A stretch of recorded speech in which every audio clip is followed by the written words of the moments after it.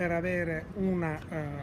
rappresentanza che ormai da 21 giorni è sempre qui presente, ma che possa portare all'opinione pubblica un grido d'allarme, cioè quello che è la difficoltà offerta ad un servizio agricolo da parte di un ente che in questo momento è messo in ginocchio perché la professionalità degli stagionali è a casa per aver raggiunto il limite massimo delle giornate di lavoro. Paradossalmente con 330.000 euro si metterebbe a livello un sistema professionalmente già preparato da oltre un decennio,